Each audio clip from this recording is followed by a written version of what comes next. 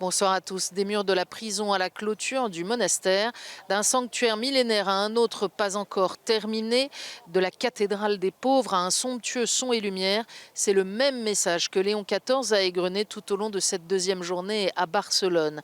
À la prison d'abord ce matin, où il a encouragé les prisonniers à ne jamais désespérer, à continuer de rêver le rêve de Dieu qui aime chacun comme il est, mais qui le veut encore meilleur. Et puis le pape s'est rendu à une trentaine de kilomètres de Barcelone, à l'abbaye bénédictine de Montserrat, sanctuaire marial millénaire, là où, après une nuit de prière, saint Ignace de Loyola choisit d'abandonner ses armes de chevalier pour une vie à la suite du Christ.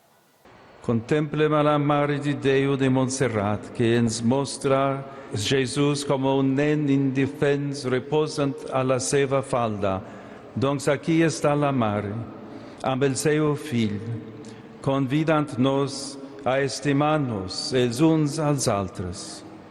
Deposem avui als seus peus les cuirasses que han endurit a poc el cor.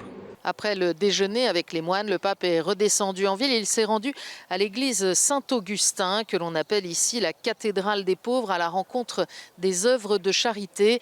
Et il a répondu aux questions du jeune Renzo, 6 ans, qui allait de « Pourquoi le mal ?»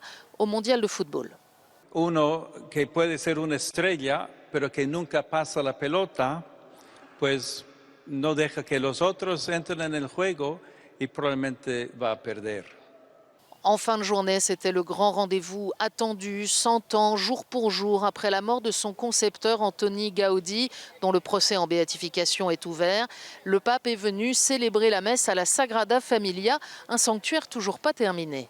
Mucho más que un monumento, la Basílica de la Sagrada Familia sigue siendo hoy una obra en construcción que nos recuerda cómo la vida cristiana es siempre un camino, porque se trata de un proyecto que Dios lleva a cabo.